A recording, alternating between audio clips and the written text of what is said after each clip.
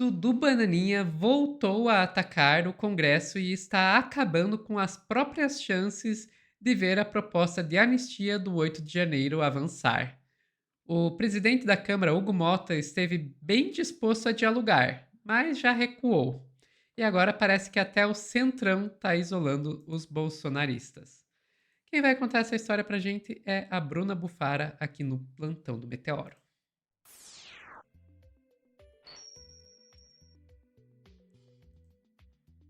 Bruna, quer dizer que o Eduardo está mais uma vez atrapalhando o próprio pai, né? A única coisa que ele está sabendo fazer é afundar a direita e deixar o caso dele cada vez pior. Se tem uma coisa que a gente pode confiar ao Dudu Bananinha é piorar o próprio caso. Tudo que ele faz a partir de agora. Abriu a boca, meu querido, você não deveria ter aberto a sua boca. O silêncio deveria ser a escolha principal de Eduardo Bolsonaro, que está causando o maior dano ao bolsonarismo desde que o bolsonarismo surgiu. Vamos assistir o vídeo da Sadi, Sophie, dela comentando sobre o clã Bolsonaro pressionando o Congresso por anistia. Aí fui ouvir a turma do Hugo Mota, que me diz o seguinte: não tem ambiente, não tem voto hoje para aprovar uma anistia. E dizem mais, tinha um ambiente no final de junho, um acordo sendo articulado, informação importante de bastidor, para se aprovar uma anistia intermediária agora no começo de agosto. Porque vocês vão se lembrar, o Hugo Mota estava no meio de uma crise ali com o executivo e os deputados, aproveitando esse climão, articularam esse projeto com integrantes da cúpula da Câmara dos Deputados. Isso seria, a gente teria esse resultado agora no começo de agosto. Só que no meio do caminho teve tarifaço, teve sanção ao ministro Moraes e agora o que a turma do Hugo Mota está me dizendo é que não tem ambiente para votar. Fui ouvir, muito pelo contrário, que isso aí pode esquecer. Fui ouvir também líderes do Centrão hoje mais cedo sobre isso. Me disseram que não vem espaço para isso, nem na Câmara, nem no Senado. Então, o ponto importante aqui é que realmente eles admitem que no auge da crise com Mota e o governo, no fim de junho, havia um clima para aprovar o projeto intermediário, que seria aquela anistia light, né? Uma anistia de levinho, no começo de agosto. E aí eles queriam aprovar tudo isso agora, começo de agosto. Agora a gente está em 1º de agosto. O que teve em julho? Teve gente. Toda a abertura de boca de Dudu Bolsonaro. Teve Dudu Bolsonaro indo lá pedindo tarifaço. Teve tudo que ele decidiu fazer e pedir pela soltura do pai, né? Enfim. Agora, depois desse julho maluco de sanções e ataques à soberania brasileira, tudo isso articulado pela família Bolsonaro, a chance, galera, a chance é mínima. A gente pode abrir a matéria do G1, do blog da Sadi, que trata exatamente disso. Após Moraes e STF, família Bolsonaro mira ameaças e pressão ao Congresso por anistia a ex-presidente. Eduardo Bolsonaro e familiares centram esforços para que o Senado e a Câmara articulem anistia para Jair Bolsonaro. A estratégia é dizer que o presidente da Câmara, Hugo Mota, teme embate com o ministro do STF, Xandão.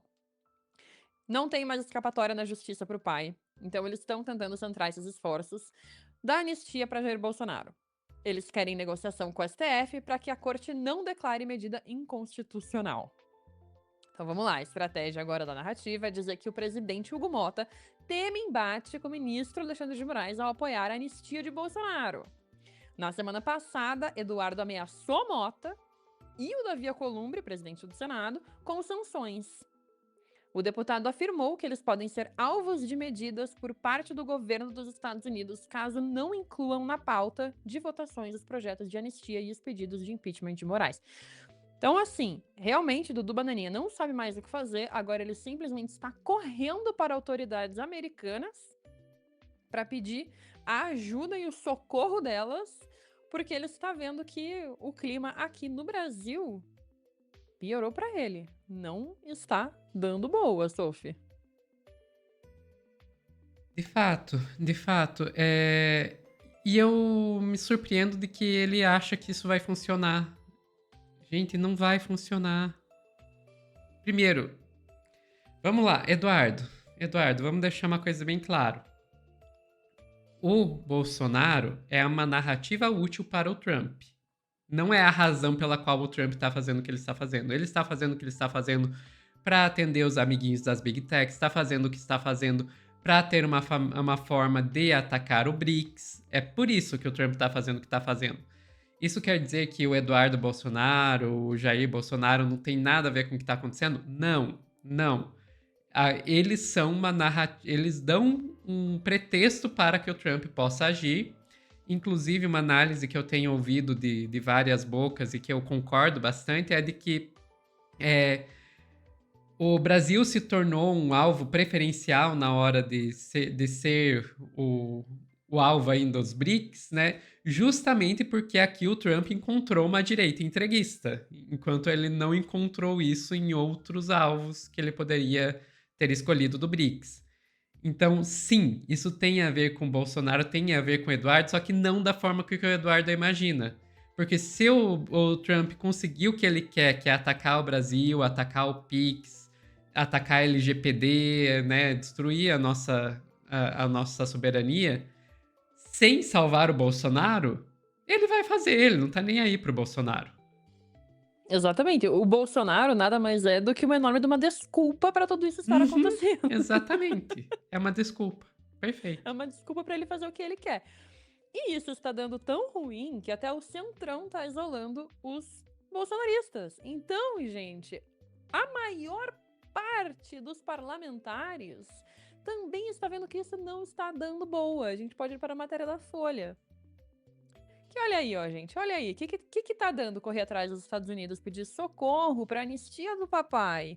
O que tá dando ir para os Estados Unidos pedir para aplicar a lei Magnitsky em ministro do Supremo Tribunal Federal? Centrão isola bolsonaristas e frustra a pressão por anistia, apesar de críticas a Lula pelo tarifaço.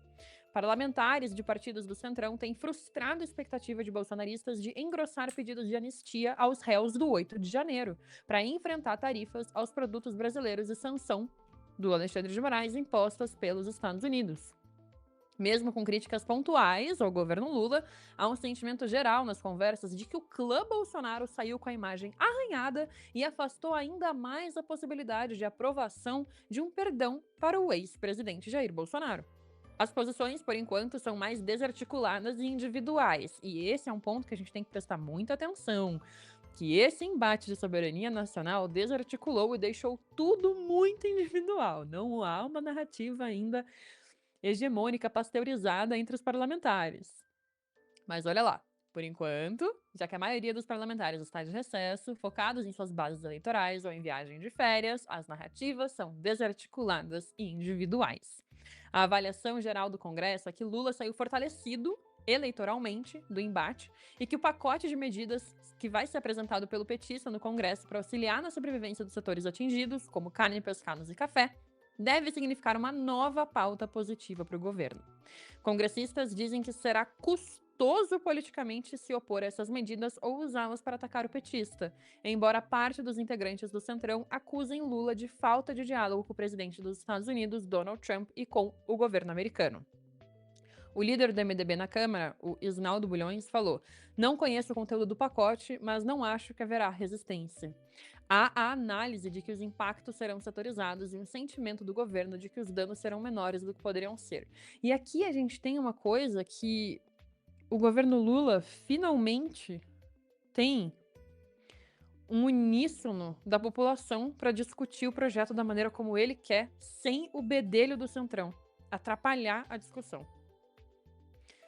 Então, pela primeira vez em muito tempo, a gente tá vendo o governo Lula ter liberdade de sair na capa da Times, sendo ali o único que é...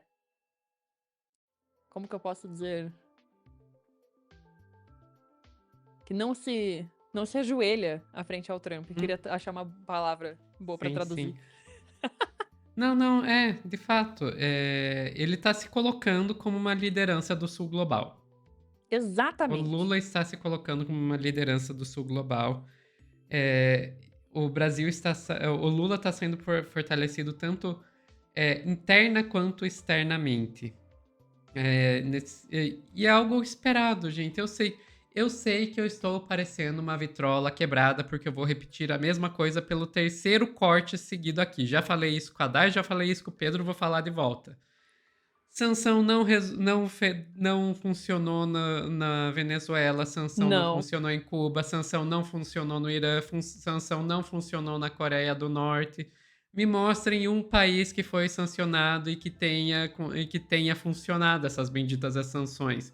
Não, isso gera um efeito que tem até nome. Eu odeio o fato de que o nome é em inglês, que daí eu vou ser obrigado a usar anglicanismo, né? Que é Rally Around the Flag, né? Você basicamente joga toda a população que estava antes desunida, você faz ela se unir em torno de uma liderança vista como nacionalista, vista como patriótica, que se oponha à potência estrangeira que está sancionando. Como Lula está se opondo à potência estrangeira que está sancionando, todo mundo, inclusive aqueles que antes estavam contra, vão se unir em torno dele. E o Eduardo vai ficando cada vez mais isolado, porque, primeiro, o Centrão sabe que vai custar a popularidade deles, vai custar voto para eles se juntar, tentar se unir a esses chamados do Eduardo, e sabe que vai custar também dinheiro de campanha, porque alguns dos setores que estão sendo afetados por essas sanções são justamente os que financiam a campanha desse Centrão. Então, eles perdem dinheiro e voto. Perdem É um tanto lobby dinheiro que não quanto tá voto. funcionando. O Além de que, tudo. por que diabos eles apoiariam as pessoas que estão fazendo eles perderem tanto voto quanto dinheiro? Não vão. Mas continua, Eduardo. Vai lá. Exatamente. Se o seu adversário está fazendo merda, deixa ele fazer. Continua, Eduardo. Vai em frente. Exatamente, deixa ele lá quietinho, tranquilo, deixa ele sair sorrindo, falando porcaria e achando que ele tá arrasando na diplomacia, arrasando na luta pela anistia do pai dele.